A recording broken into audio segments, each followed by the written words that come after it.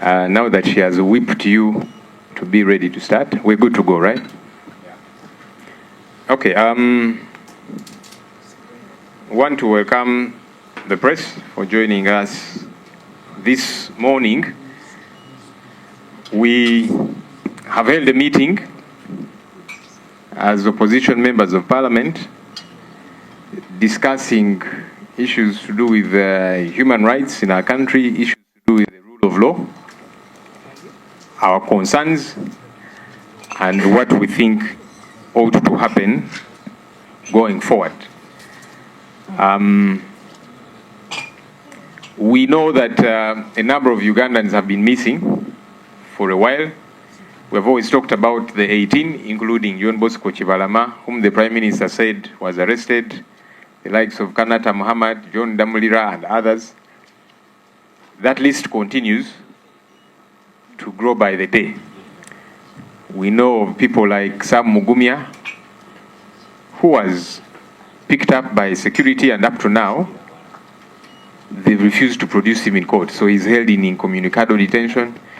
The same thing with people like Amos Rangomani, that's a relative to the Honorable Kahinda Otafire, and several others. These we say because we know them, but there's a plethora of other Ugandans who are held in incommunicado detention. They are not produced in court. Many times they are tortured. And it seems to be business as usual.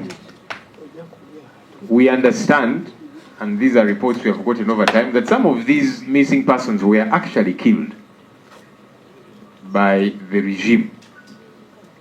And that's why they have failed to account for them.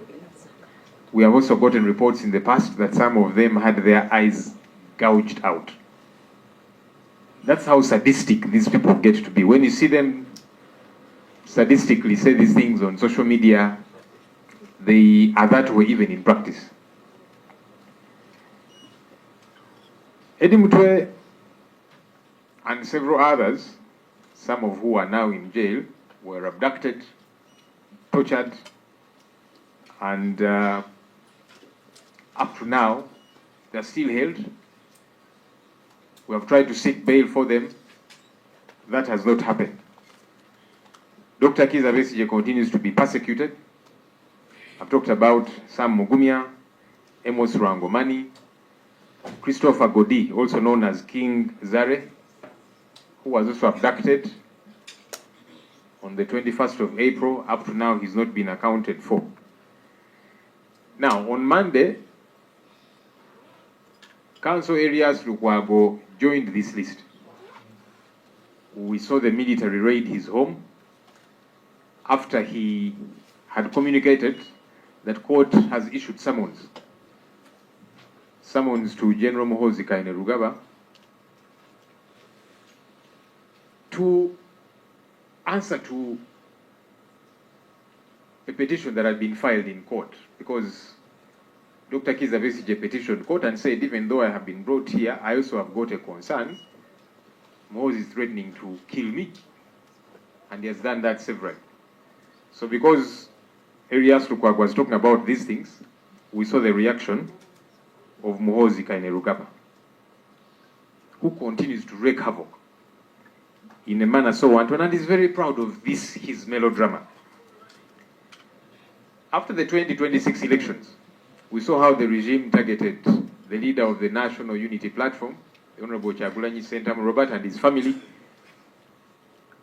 and the way several other people were targeted. Honorable Muhammad Mwanga Chivumbi, they raided his home, killed people. Now he's being held for terrorism, among other charges.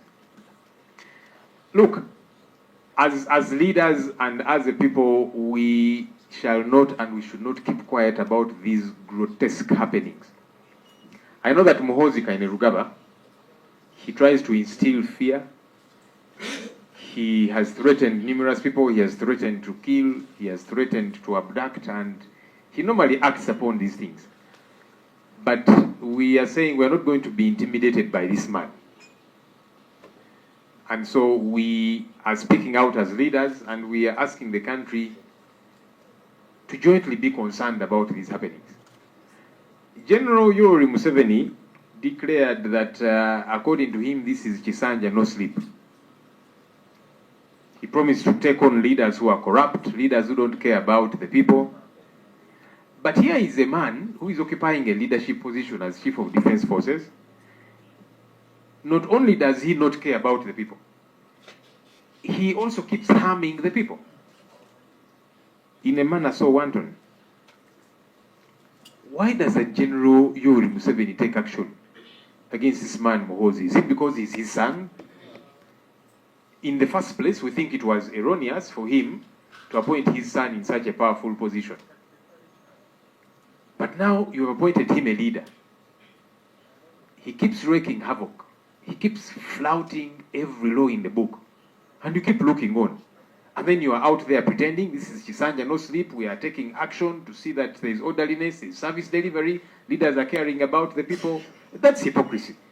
And I saw him say that even you, the opposition, you need to be monitoring what government is doing and ensuring the right things are done. This is part of us doing that work, which we have always done.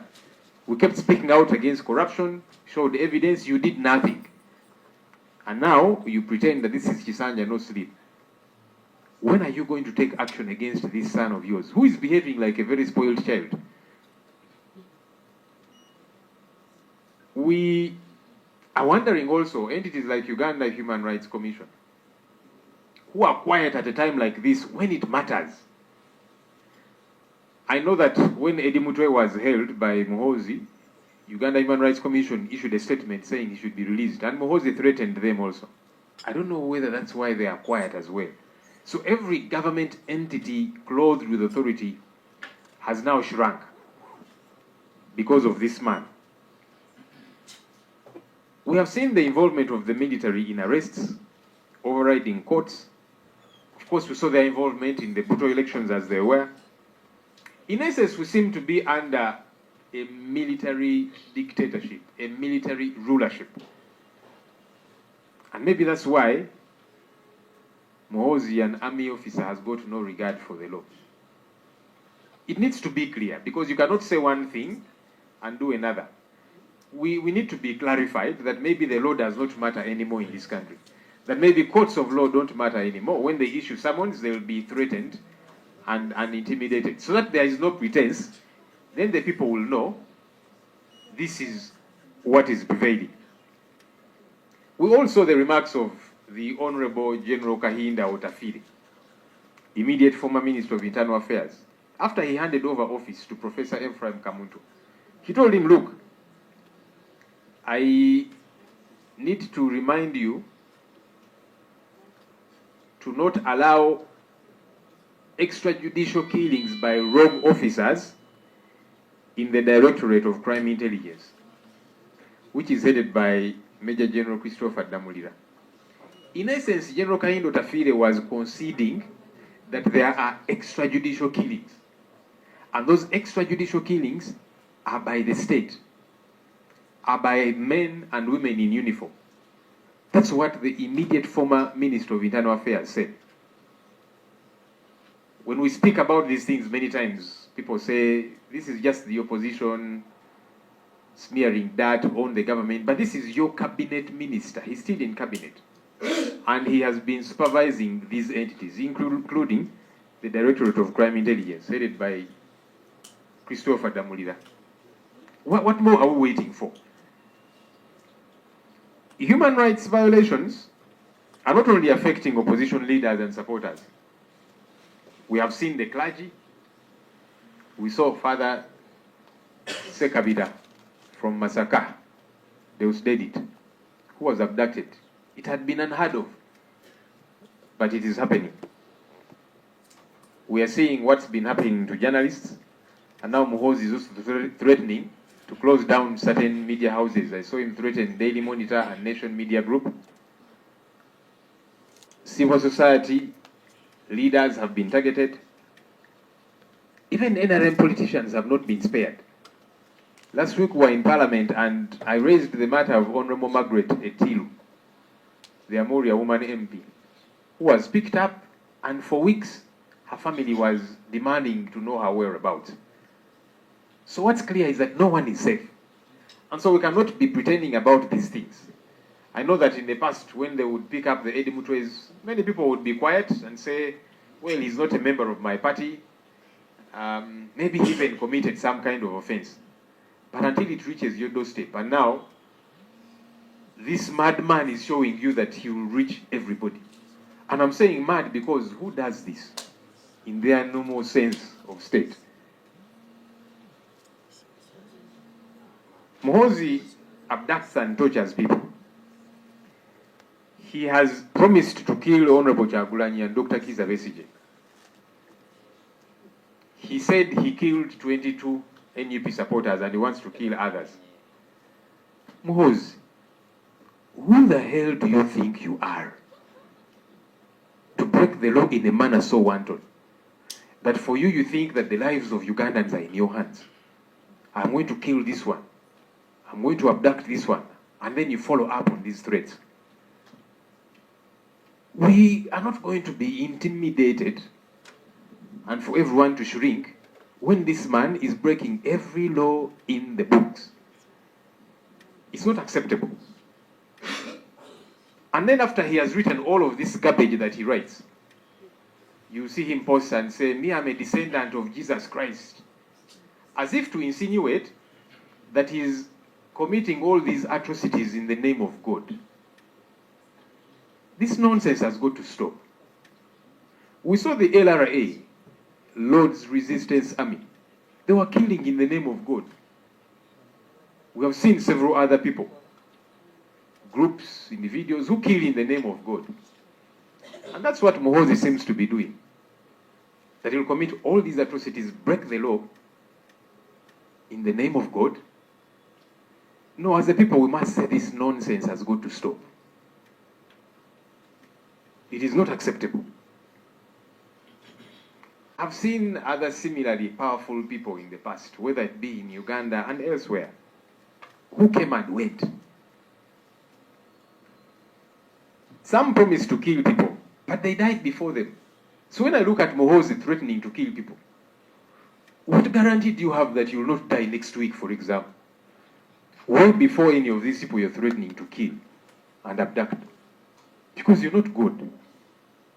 But I don't know what keeps running in his mind. He imagines he has all of a sudden become immortal.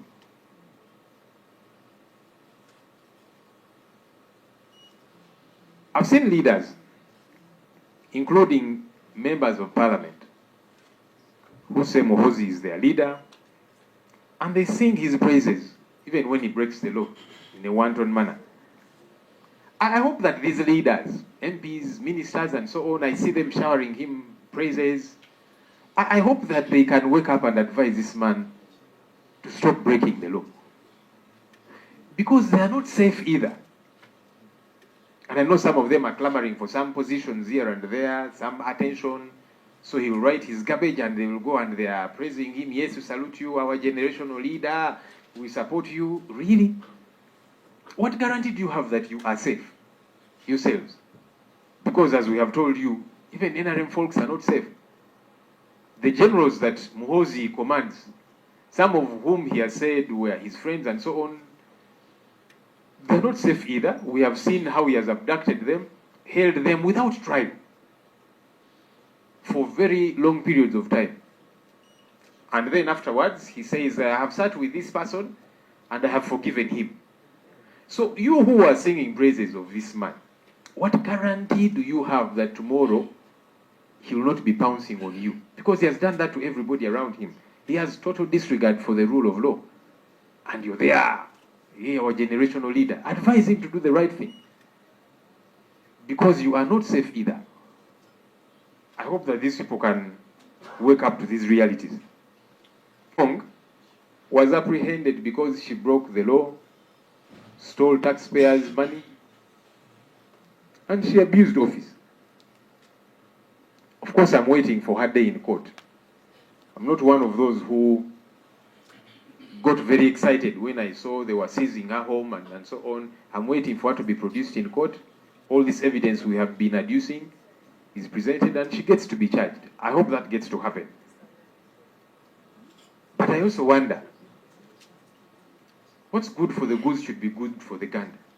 Muhoozi keeps abusing his authority and office, when is he going to be called to order? That's a question that Ugandans out there have. When will he be called to order? Because we are not saying that we cannot be arrested, we in the opposition or anybody anyway. But what does the law say? The law prescribes how an arrest should be conducted and by who, and where people should be taken. Now we hear that Council Elias Lukwago has been taken to police somewhere. We have learned and we are going to follow up. But he was picked up on Monday. Where has he been held since Monday? Because the law gazettes detention places. He should have been taken to police on Monday, not to some kind of basement, and within 48 hours produced in court. But these things don't happen, and we think it is okay. It cannot be okay. And when I see serious people and leaders cheering him on, and they call themselves patriots, you are not patriotic because you keep violating the law. And you need to tell this man the truth. You know, one time Mr. Museveni said that all the hangers on, all the people around his son, they are after money. He said that. They are self-seekers. They want some little money, some positions here and there. That's the reality. But I think Muhoozi, he keeps thinking this is genuine love. As a people, we have got to be united against this oppression. I know that sometimes we point the daggers at each other. So and so you have not done enough. So and so you have not done enough. We need to place the problem where it lies. We need to demand for accountability from the perpetrators of these ills. Not going after each other, because I've seen some of that petty talk. This person, you have spoken just once. You have not spoken enough. You have not done enough. Can we target the real culprits? Because that's what they want us to do. They want us to come after each other as a people. They are the ones we ought to be targeting on a daily basis. So the culprits are the regime. It is Muhoozi. Those are the people we should be blaming, not blaming each other. Because now if they pick up one of us, then we begin to blame each other. But we know who is holding the person. That's where we should target all our energies. And so we ask the arms of government to take action against these violations, to take action against this plummeting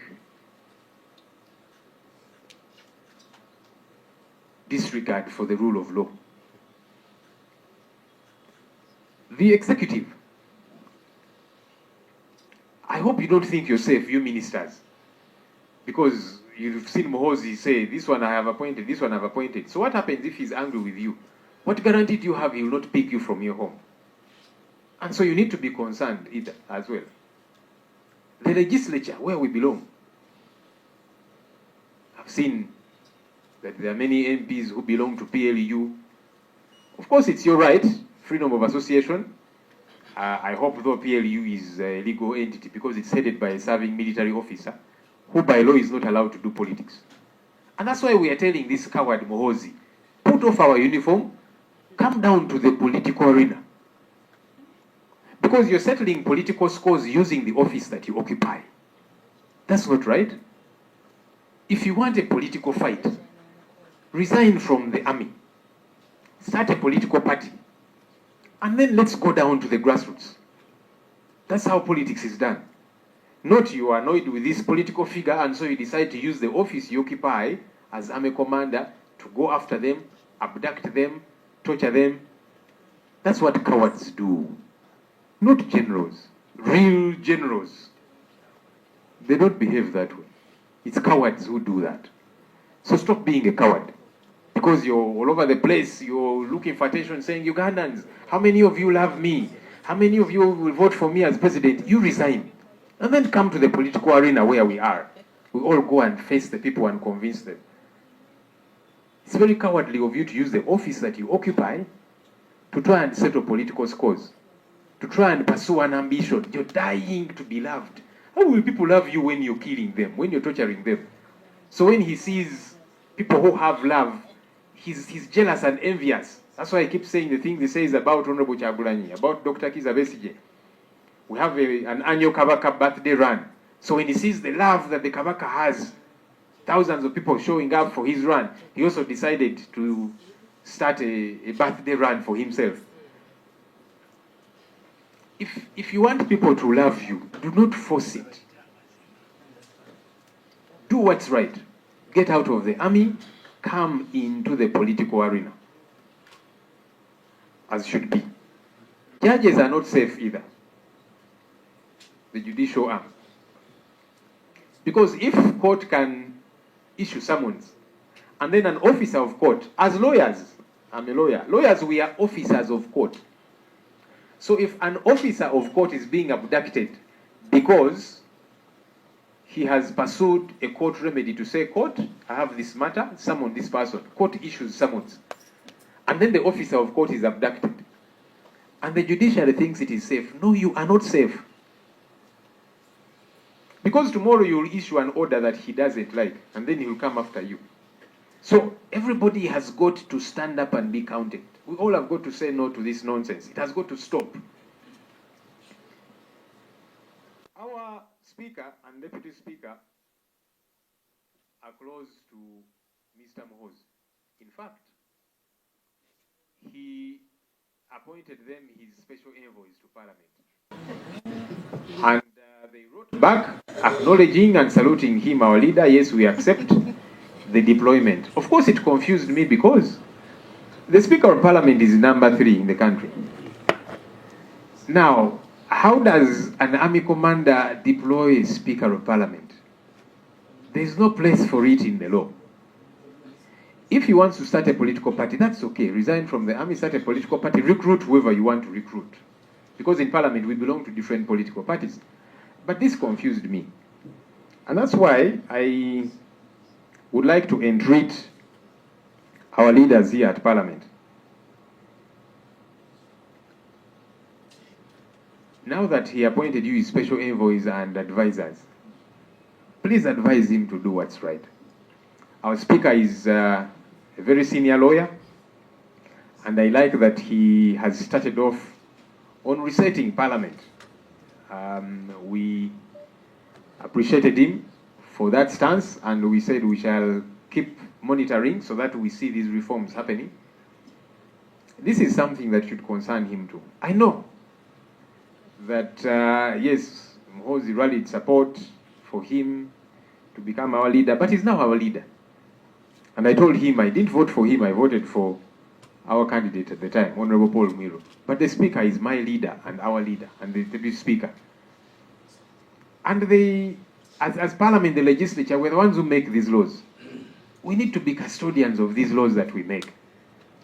So I would like to appeal to our leaders here at Parliament. Please speak to your deployer, because he says he deployed you as special envoys, which has got no place in the law. But I know that you know the law as Speaker and as Deputy Speaker. We should not allow this to continue to happen.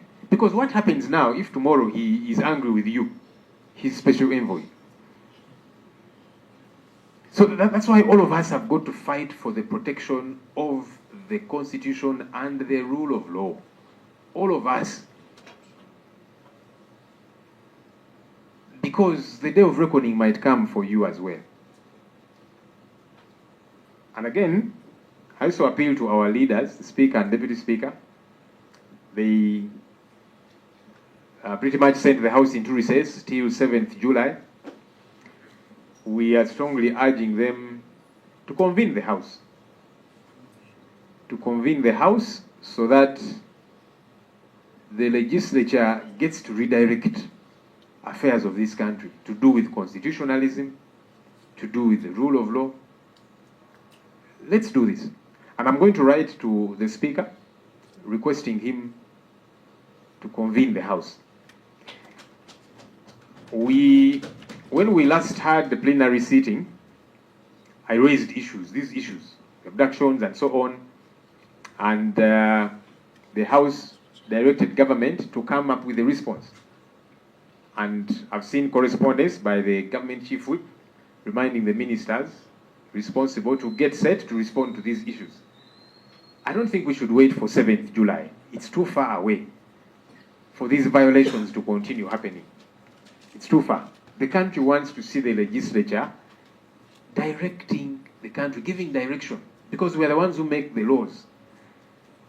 So we need to be able to do that. So our hope is that our leaders here, our presiding officers, will be able to do that for us as Parliament and for the country. I thank you.